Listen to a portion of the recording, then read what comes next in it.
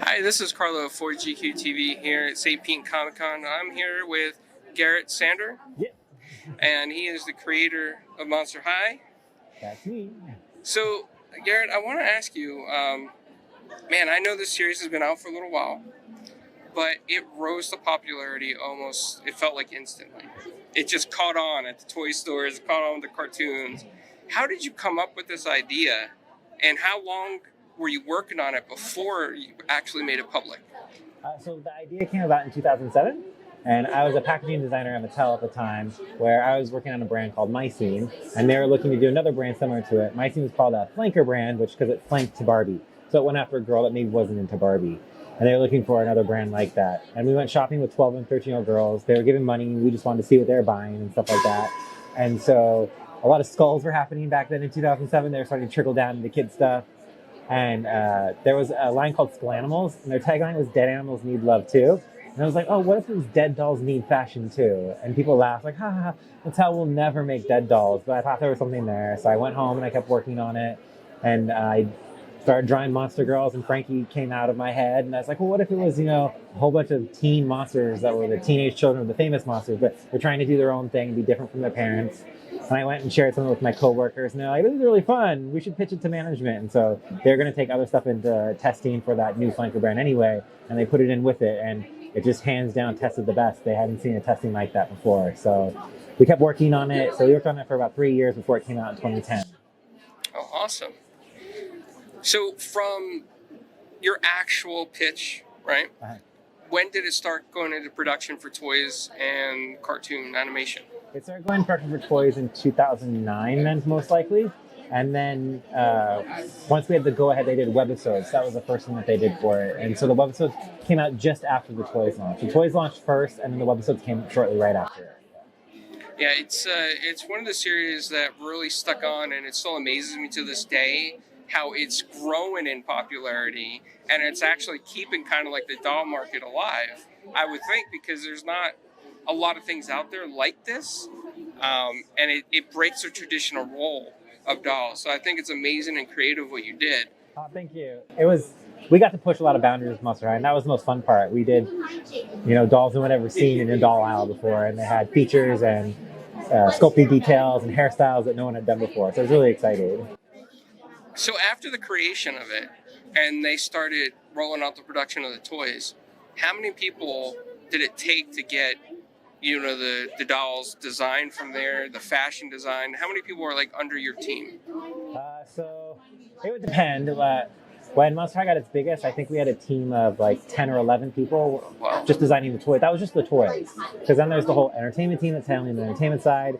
And I didn't manage that. I looked at all the scripts and all that stuff, but they had the whole team that managed that. And then there was the licensing team that managed all the Monster High licensing stuff. So there was definitely a town of people taking care of Monster High. Do you have a favorite? I always get asked that question, and it's hard. It's like picking your favorite child. It's just very hard. There's something special about each of them. I mean, Frankie will always hold a special part because she was the first one. I love Gulia. She was a favorite of mine from the beginning. But then I'm also really proud of Wedona Spider with her 6 arms, doing a fashion doll with 6 arms. Nobody had done that before. That was really cool. So that's amazing. Well, so it's hard to pick a favorite toy or doll, obviously. What about an episode or a cartoon? Do you have a favorite episode that brings to your mind? The webisodes were so much fun because it really got to dive deep into bring the characters to life. But I do love, they did a whole series for Japan that was Japanese only. You can watch them on YouTube. They're so weird and so hilarious. I love them. The things that they did were just hilarious. But I think my favorite movie is probably a tie between Blue York, and Haunted. Blue York because the songs were really fun to do. But then in Haunted, we had a really fun time doing all the transparents to make everyone become ghosts. So that was really cool. Are there any future plans that you're allowed to tell us with the series?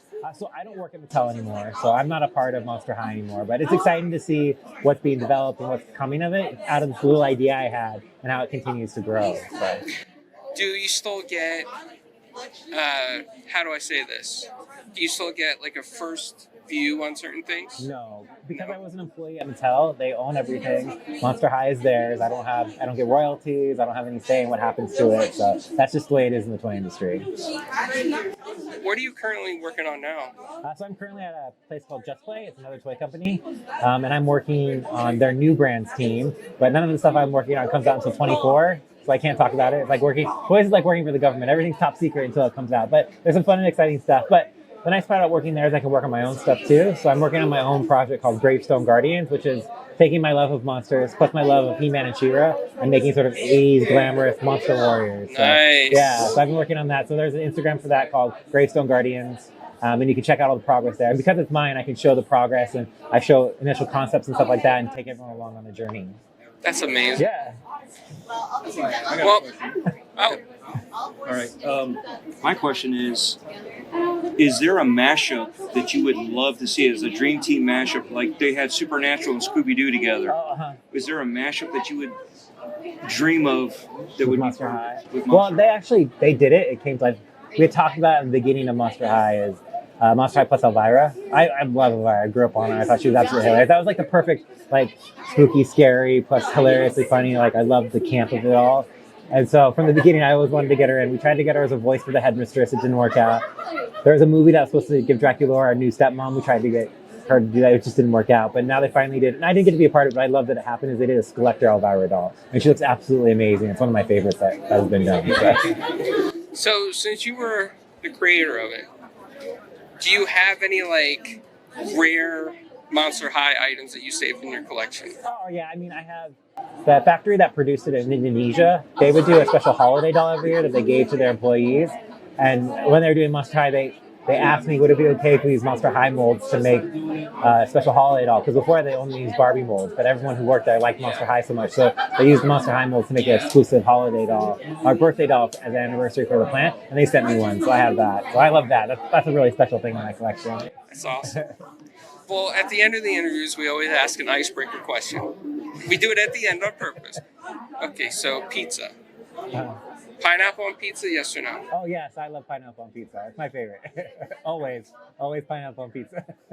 Awesome. Well, thank you so much, Garrett, for your time, and enjoy the rest of the convention. Oh, my pleasure. Thanks so much for stopping by. Absolutely. Because why not, right?